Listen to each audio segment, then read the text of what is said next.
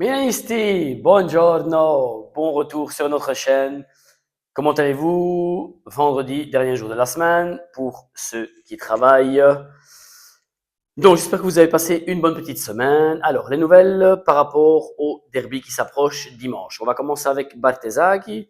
Bartesaghi qui allait un petit peu mieux. Aujourd'hui, à mon avis, en principe, il y aura l'essai décisif pour voir s'il pourra être convoqué pour dimanche. Mais comme je l'ai expliqué hier, à mon avis, ça sera pour aller sur le banc et non pas pour commencer le match sûrement. Donc malheureusement, on devra débuter ce match avec Estupiñán et quand je sais les duels de ces dernières années avec Théo Hernandez et Dumfries, je vous avoue que j'ai peur du duel Estupiñán-Dumfries qui devrait littéralement le brûler sur le flanc gauche. J'espère me tromper, j'espère que Monsieur Estupiñán me démentira, mais qu'il partira fin de saison quand même, parce que pour moi, ça a été un achat inutile. Un achat, pour moi, il était très difficile de faire pire qu'Emerson Royal, et je pense que Estupiñán l'a démontré. Donc voilà, pour moi, encore un achat inutile. On a dépensé de l'argent inutilement, parce que même un Théo Hernandez à 30% serait meilleur que Estupiñán. Donc ça, c'est au niveau des blessures. Pour le reste, tout le monde est là. On devrait partir de nouveau avec Leao Pulisic en attaque. Pulisic qui serait en avant par rapport à Nkunku, ce qui est tout à fait normal. Espérons que Pulisic se reprenne, que ce garçon puisse marquer un but parce qu'on voit qu'il est frustré, qu'il est nerveux parce qu'il n'arrive pas à se débloquer. Et moi, j'adore ce joueur parce que c'est un joueur qui met toujours le 200% de lui-même sur le terrain, qui a une très bonne mentalité. Et on a vraiment besoin de lui. Donc voilà, espérons que Pulisic revienne au top. Mieux de terrain avec Rabiot, Modric, à voir si ça sera Fofana ou peut-être Yachal. Et à mon avis, ça sera de nouveau Fofana sûrement parce qu'il faudra donner un petit peu de physique dans ce même beaucoup de physique dans ce milieu de terrain parce que contre l'Inter, on sait que la bagarre se gagne beaucoup au milieu de terrain, donc il va falloir travailler, il va falloir transpirer, mouiller son maillot. Sur ça, totalement confiance entre Modric et Rabiot. Ce sont deux joueurs qui ne laissent rien au hasard. Donc voilà, sur eux, il n'y a aucun problème. Espérons que Fofana puisse faire un bon match, comme le dernier match contre la Cremonese, à part les occasions ratées. Mais voilà, espérons qu'il puisse mettre un but à un moment donné. Aussi, alors on change de personnage. On va passer à Rabiot. Rabiot qui a fait une belle petite interview concernant le Milan. Il expliquait un petit peu son moment, était très content, parlait qu'il était très étonné de voir Modric à son âge courir autant encore sur le terrain. Vous voyez que même un joueur comme Rabiot, qui est un des plus importants avec Maignan dans cette équipe, arrive à faire des éloges d'un garçon de 40 ans. Ben voilà, c'est ça qu'on veut voir comme mentalité. Donc Rabiot qui fait des éloges par rapport à Modric et Rabiot qui dit qu'il est très heureux dans le club, qu'il se sent très bien à Milan par rapport aux supporters, etc. Qu'il a la même vision d'Allegri, qui est la seule et unique, celle de gagner, de jouer pour gagner et non pas celle que une partie de la direction veut faire comprendre que l'important c'est de terminer dans les 4 premiers pour aller en Champions League. Non, le Milan se doit chaque année de lutter pour gagner le championnat. Après, on peut perdre le championnat, on ne peut pas gagner tous les mêmes, malgré que certaines équipes l'ont fait pendant plusieurs années. Regardez la Juve, etc. Donc voilà, moi, ça ne me déplairait, mais pas du tout.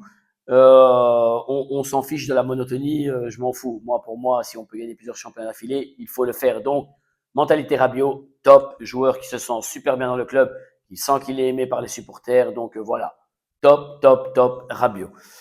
Chapitre Allegri. Ces derniers jours, c'est ce qui tient un petit peu en alerte un petit peu tout le monde, que ce soit journaliste, commentateur de mercato, etc. Voilà, mais que ce soit au niveau de Nicoloski là, qui est un agent qui fait enfin quelqu'un qui fait le mercato, qui donne les nouvelles de mercato sur les chaînes télévisées ou sur ses chaînes YouTube, que ce soit du côté d'Andrea Longoni, etc. Franco Ordine, les deux journalistes que j'ai cités hier, Zazzalone et Sabatini, le message qui est fait passer par Allegri, c'est que il voudrait que ça soit plus clair et qu'il ait beaucoup plus son mot à dire au niveau des joueurs à prendre. Et ce qui est tout à fait normal pour moi. Si Allegri demande un Keane, on ne doit pas lui ramener Fulkrug. Si Allegri demande euh, Oui, qui je disais Kin, c'est parce que l'autre nom lui ressemble. Si Alleg lui demandait un Kim en défense, on ne lui ramène pas Odogwu, un joueur de 19 ans.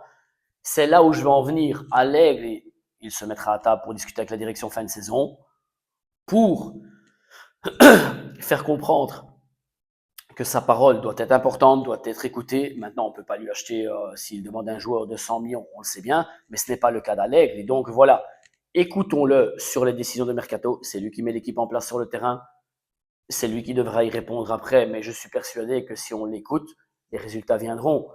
Rabiot, si aujourd'hui on peut profiter et admirer un joueur comme Rabiot au Milan, c'est grâce à Allegri, grâce à son entente avec lui, grâce au fait qu'il ait insisté pour qu'il vienne. Donc laissez-le travailler, s'il vous plaît. Mais au-delà de tout ça, le but d'Allegri n'est pas de partir.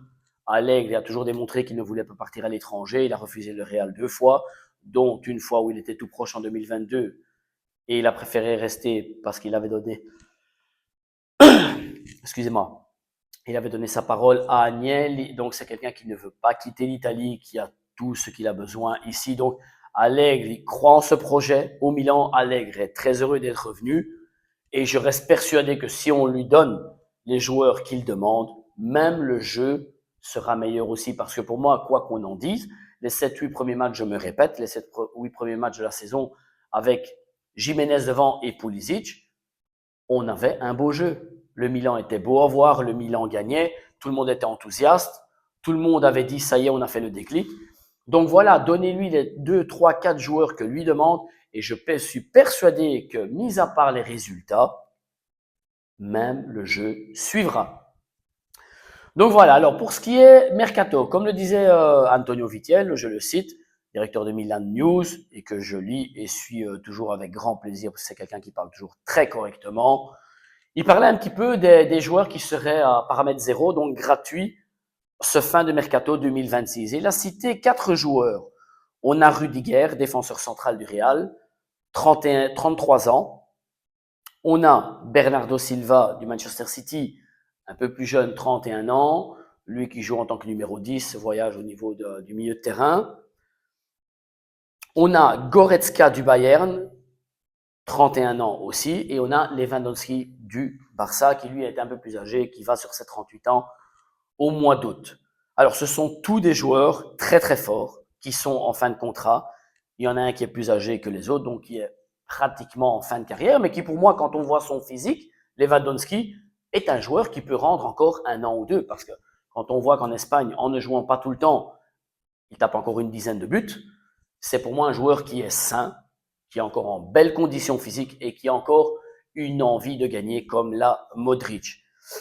Si je regarde dans cette liste, Bernardo Silva, c'est un joueur où beaucoup de clubs sont dessus aussi. Mais si je regarde, je parle personnellement, après dites-moi la vôtre en commentaire, je suis curieux de savoir la vôtre.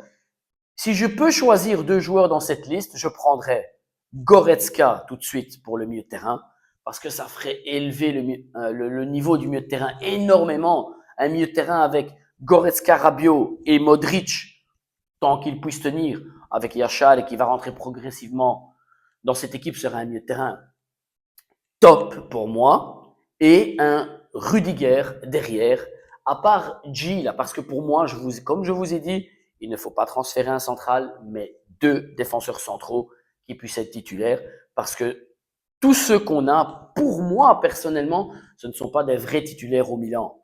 Je laisserai peut-être Pavlovic dedans. Pourquoi? Parce que même si à l'occasion, il y a une petite erreur ou quoi que ce soit, mais c'est un joueur qui met quand même cette hargne à 100% chaque match, qui a vraiment envie de gagner, qui apporte une offensive, parce que quand il monte balle au pied, il est dangereux, il crée du danger dans les défenses adverses, faute, penalty, etc. Et c'est un joueur qui sent le maillot, donc peut-être je le laisserai, mais il faudrait prendre 2 titulaires, dont G là, de la Lazio, qui en principe devrait être fait ou c'est sur une très bonne voie. Et un Rudiger serait très bien pour moi. Bon, on a souvent parlé de Kim, mais là, les budgets sont différents aussi parce qu'il faudra l'acheter. Ou on peut proposer un prêt avec droit d'achat, mais pourquoi pas un Rudiger? Un Rudiger qui puisse mettre de l'expérience aussi dans cette défense, faire grandir les autres joueurs d'expérience. Un joueur qui est hargneux, des fois aussi pour moi trop méchant, mais c'est un joueur qui est hargneux, qui joue pour gagner. C'est des joueurs comme ça qu'on a besoin dans ce club. Si on veut passer un step de nouveau, retourner à gagner quelque chose que ce soit en Italie et surtout en Europe aussi. Parce que je le rappelle, et malheureusement, ça me fait mal de le dire, notre dernière Coupe des Champions date de 2007 et pour un club comme le Milan, ce n'est pas possible, ce n'est pas normal. Voilà, j'espère les amis que cette petite vidéo vous a plu. Likez la page, likez, commentez et surtout abonnez-vous. On stagne un petit peu au-dessus de la centaine depuis ces derniers jours. Allez, abonnez-vous, c'est totalement gratuit. J'espère que les contenus vous plaisent. Maintenant, vous voyez aussi au niveau des formats, les jaquettes, etc. Donc, on essaie de faire en sorte que tout est très bien aussi. À l'avenir, j'essaierai de faire un décor derrière moi avec nos couleurs du Milan, etc. Mais tout viendra un petit peu à la fois. Donc voilà, les efforts sont là. On essaiera de faire ça pour un mieux, pour que vous soyez satisfaits. C'est la priorité. Donc voilà. Abonnez-vous, likez et sempre Forza Milan.